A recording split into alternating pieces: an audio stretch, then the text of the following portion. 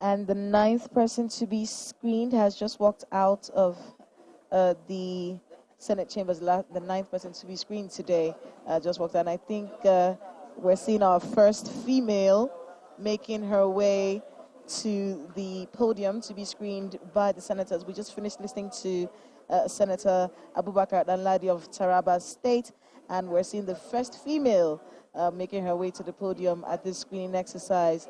Will she be asked to walk? Will she be asked questions? We'll be watching to see how that unfolds.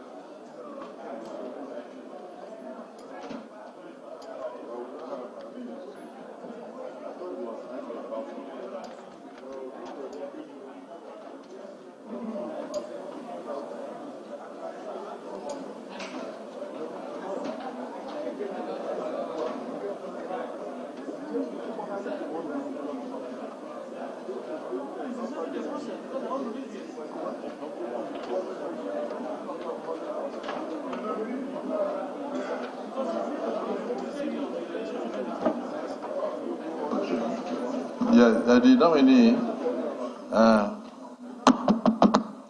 you have the floor. Just a summarized resume of yourself, and then you answer questions from the distinguished senators.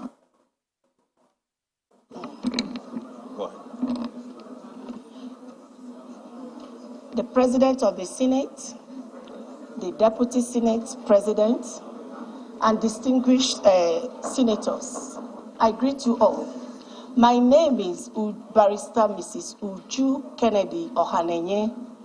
I was the only female presidential aspirant, the mama that came on board. I schooled at WTC Primary School, Enugu, and Queen's School, Enugu, and then proceeded to Anambra University, Oka campus. I studied law.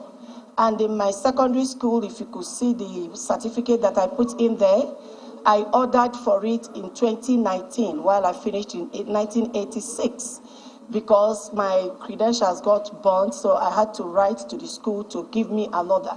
So the date they have on the paper is the date I collected it. And then after my university in Anambra University, studying law, I proceeded to law school, Lagos. When I finished there, I went into business, education, especially real estate, but I got into humanitarian jobs, going to hospitals, government hospitals to pay for bills for indigent patients, donating health centers like I've donated in Kogi State, I've donated in Kaduna, Kanu, and a lot in Igbo land and across the nation. About 8 of them with acquisition centers. So in the process of going to the hospitals, I saw a lot of things that the poor people are going through. Sometimes a Nigerian will die over 1,000 naira. Not that he or she is not working hard, but most times what they make is so meager that if they have any kind of challenges, they won't be able to take care of themselves anymore after paying the initial bill. So I wasn't feeling very good about it. I have never really been a politician, but this prompted me to join the race as the only female presidential aspirant. So I joined the race just for those voiceless people that suffer from the hands of the police, suffer from, even in land offices, some people will save up the little money they have to buy a land. By the time they are retiring, some directors will gather together, collect that land from that person. The person either dies of high blood pressure or stuff like that. And being a lawyer, I felt if I could have opportunity with a government backing, that I will be able to work on all these things with some of my colleagues like the FIDA, the NUJ, and the other organizations. So I got into politics because of the inhumanity to human and the poor masses that are dying every day, and the lack of sensitization. Because you go to that hospital, you see so many children dying of even sickle cell anemia, and most of their parents don't even understand what it means to be AS or these genotypes. So I felt if I should have opportunity, I will be able to introduce what they call, what we used to have before, what do you call it? I will remember that. Those ones that they go in the villages and make announcements. Town criers, that I will introduce town criers, because some of these people, they have no radios, they have no televisions, they don't have any way to get sensitized.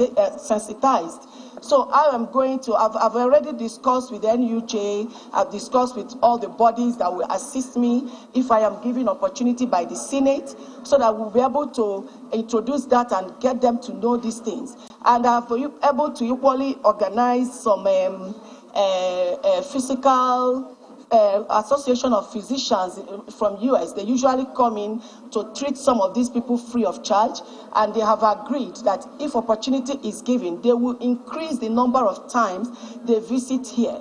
Please, my brothers and sisters, I'm here to let you understand that the kind of things these people are suffering, even the places I donated some health centers, you'll be shocked that somebody will selfishly take over and start using it for something else, and you come out and start fighting. Nobody fights for these people and nobody talks for them. So I know this 10th National Assembly session, I know that you people are quite different. I'm not saying that the ones before you are not okay, but I am seeing a lot of selflessness in you people that I know that chance will be given for these people to be taken good care of.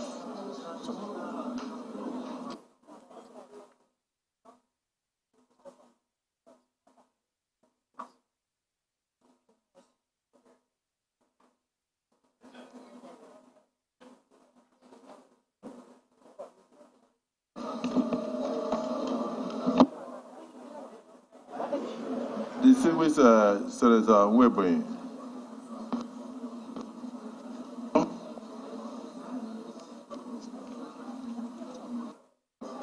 Thank you, Excellency. I remain Senator Onyekachi Peter Nwebunyi, representing the good people of Ebonyi North Senatorial District of Ebonyi State. Madam, I overheard you saying you want to come into politics to give you the opportunity to speak for the poor and, of course, the less privileged. Now, as a woman, what do you have in stock? In knowledge of the fact that in some part of our country, Nigeria, particularly in Igbo land, women are barred from inheriting their father's property in case their father dies intestate. What do you have in stock for them to correct this anomaly in view of so many court judgments and, of course, the Supreme Court judgment that have said no to that barbaric act? What can you do as Honorable Minister? Thank you.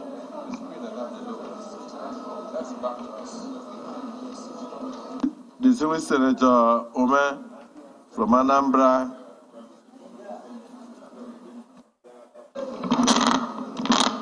Thank you, Mr. President. My name is Senator Victor Ume, OFR. I represent the people of Anambra Central Senatorial District. Mr. President, if I had had the first nod to speak, that would have been to very proudly to introduce this lady who, from the CV you have seen, is a lawyer, and she's been given to very uncommon causes of fighting for less privileged people in society. Listening to her introduce herself, she told us how she was moved to pity when she visited hospitals and saw people who were dying because of lack of care, because of no money to take care of their medical needs and so on and so forth. and she decided to float a shower love foundation. So she didn't just come to politics because people are in politics. She was motivated by passion to serve others who are in difficulties. If you ask me, this lady is our own equivalent of Mother Teresa. Yes, because it's very, very uncommon, Mr. President, very uncommon, Senate President, for you to see somebody, after acquiring a degree in law, who leave playing to the gallery, gallivanting here and there, but paying attention to the less privileged people in the society. So I think I'm very grateful that Mr. President chose her among the females he offered to this country in this cabinet nominations. For us in Anambra State, 3 senators from Anambra State, myself, Senator Barr, and Senator Tony Moye. She comes from my senatorial district, actually. She hails from Oka in Anambra Central Senatorial District.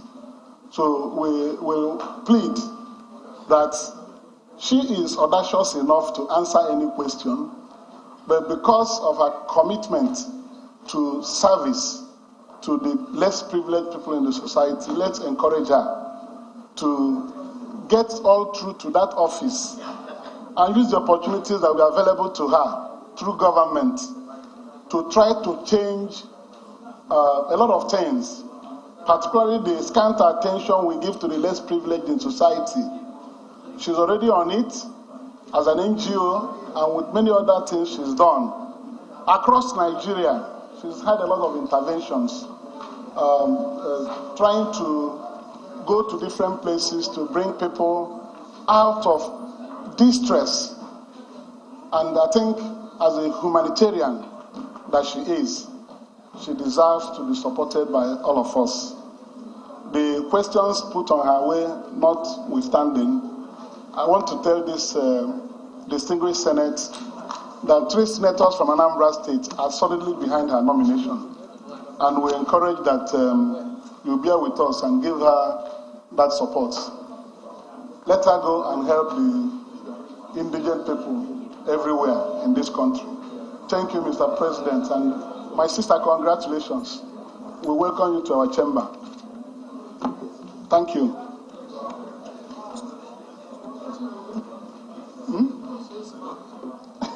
Off your mic. Distinguished Senator, carry me. Thank you, my Senate President. My name is Karimi Sunday. I represent Kogi West. Madam, looking at your papers, you have done a lot of humanitarian services all over the Federation. Kushe Makaranta in Kakako local government in Kaduna, in Imo State, in Kogi State, donation of dialysis machines and water tank in Enugu State, all over the Federation. Thank you. Looking at your tax clearance,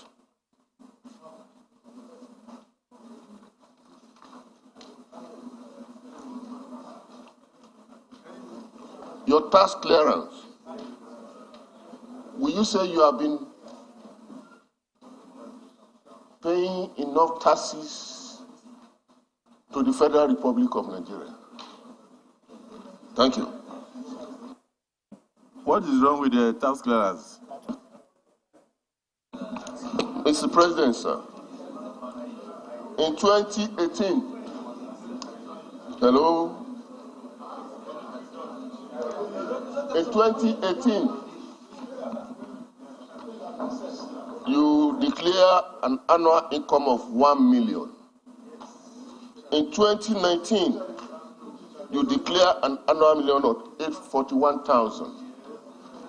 In 2020, you declare an annual income of 954,000. Could it be under declaration?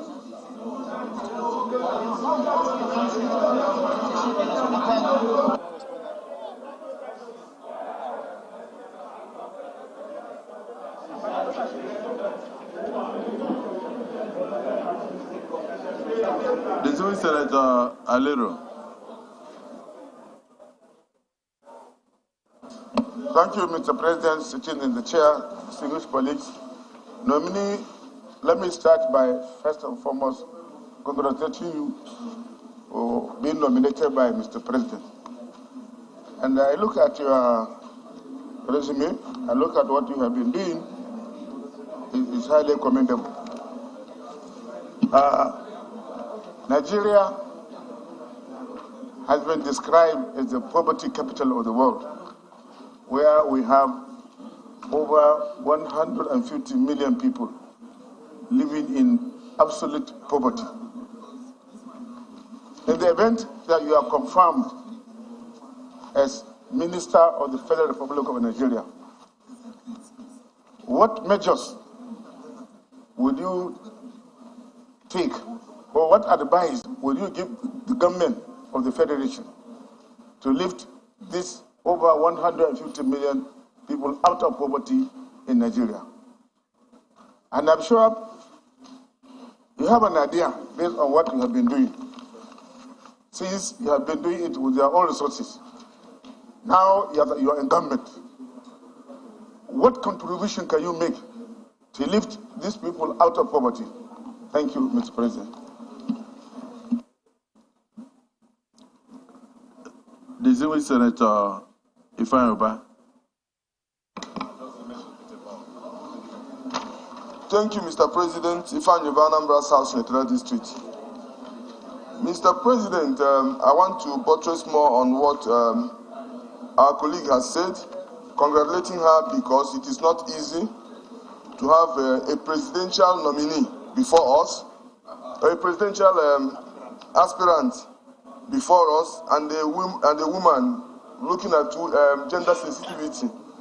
But most importantly, Mr. President, looking at what she has done across the country in terms of humanitarian activities, and then also going to what Senator Karimi said, and I'm sure you know, in America, people that are into charity, that even in America, they don't even pay tax. But in this case, she's paying her tax according to what she earns. You know, so we're not looking at her as a businesswoman, but someone who is deep into charity. Like Mume said, that is our modern-day Mother Teresa. Mr. President, I think three of us from Anambra State here, I don't have question than to recommend that you take a bow, Mr. President. Thank you, sir. Yes, and you have... Fine. Yeah, so the Senator Kingibe, a woman should ask a woman a question.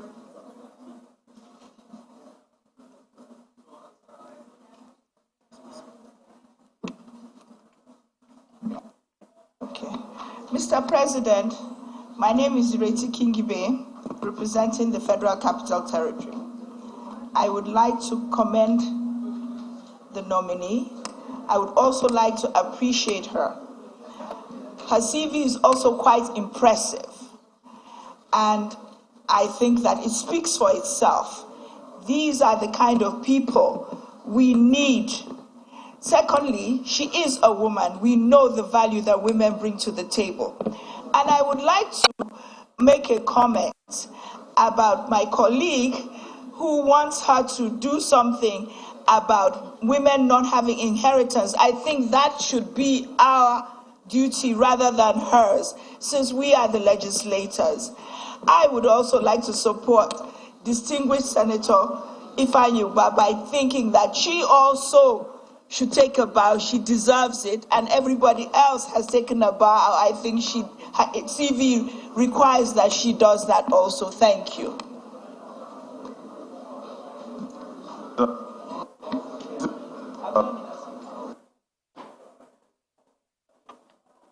Distinguished Senator Ireti Kingibe, any nominee that comes before us will take a bow, whether the person is cleared or not. At the end of the day, we will go into the clearance and confirmation.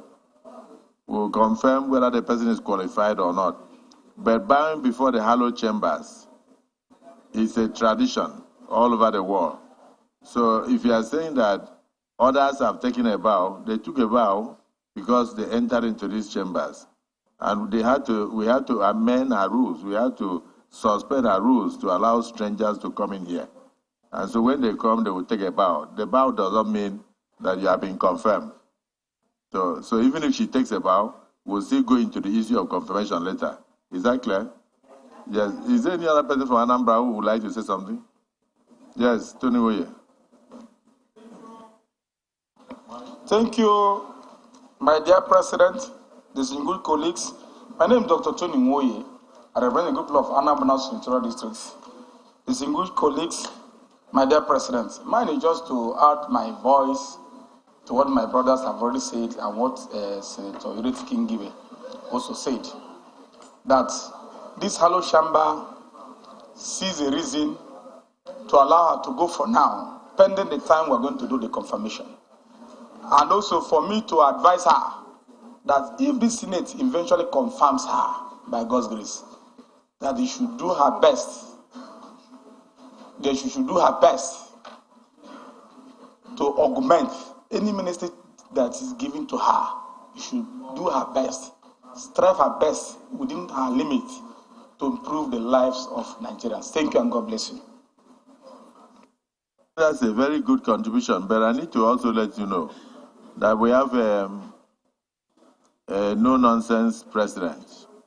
And so I believe that all the ministers and all appointees will be on their toes to give their best to the country. And if you don't, anybody who has had the opportunity to be a governor and then a president knows very well that you starve for strength.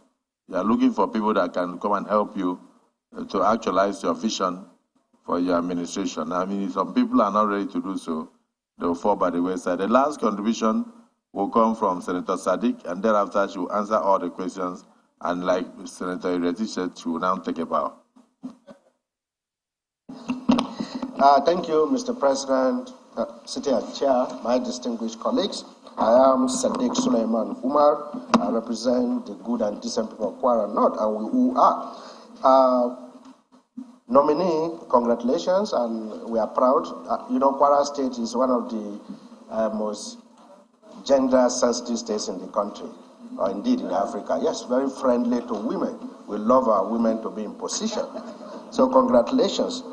I have a very simple question.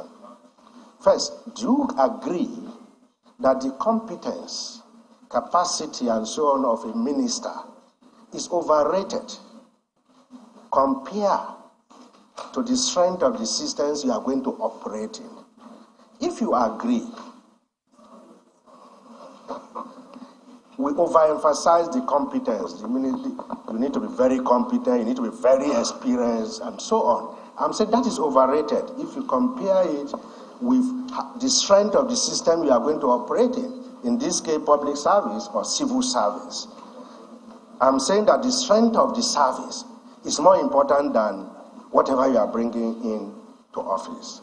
If you agree with that, what are you going to do to ensure that whatever ministry you go to, you find a way of working with that system, however weak is it? How are you going to navigate your way around to be sure that you are able to, deliver, to bring about progress in the country? Do you understand the question? Thank you. The nominee.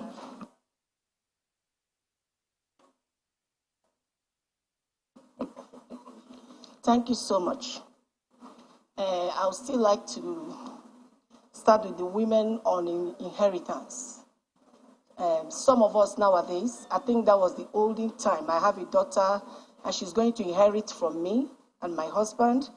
It was before. The most important thing women are going through right now is some corrupt civil servants taking over or kingsmen taking over their husband's properties from them when the man is dead.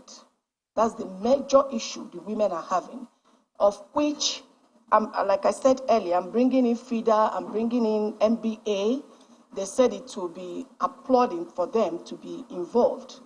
Where will we make sure such a thing never happens again? You try it and they report to wherever the Senate will approve me to be.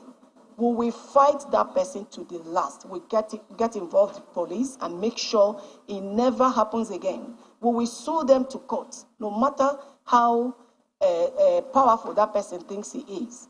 I think with the new president we have now, who said, let the poor breathe and don't suffocate the poor. When he speaks, we the soldiers carry it out. So whoever that does that will be brought to book. Then the issue of the taxes, like my brother has said to you, in normal circumstances, I'm not supposed to pay tax, just I'm a good Nigerian. I feel that my country needs me to contribute. I'm doing a lot of humanitarian works. I've not even mentioned 1/10 of what I have been doing.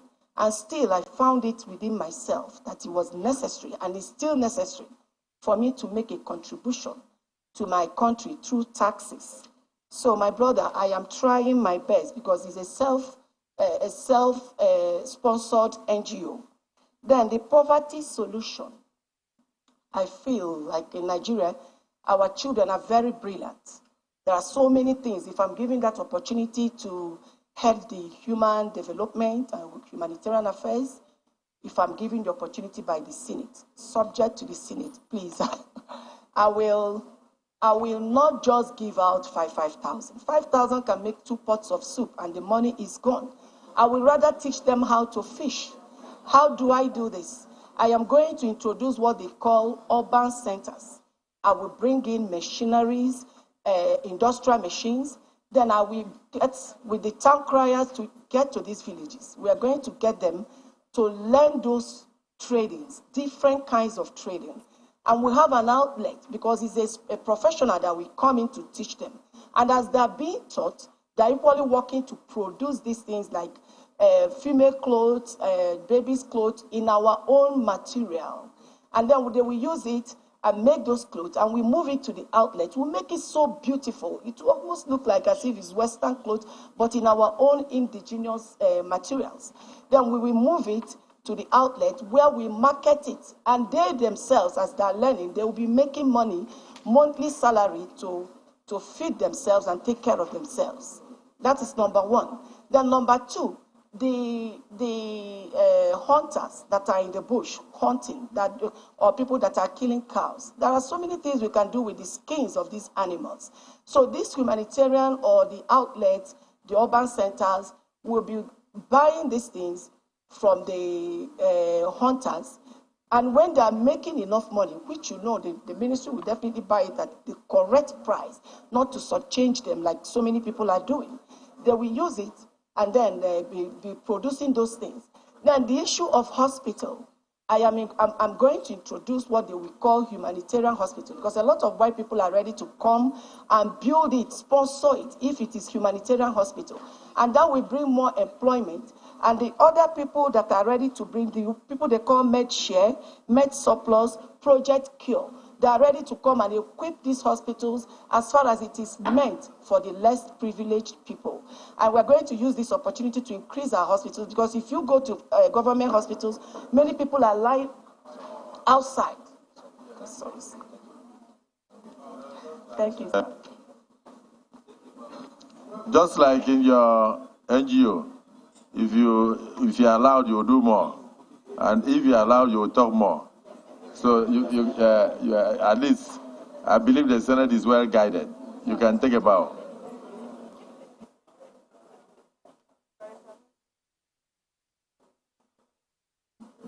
Next nominee.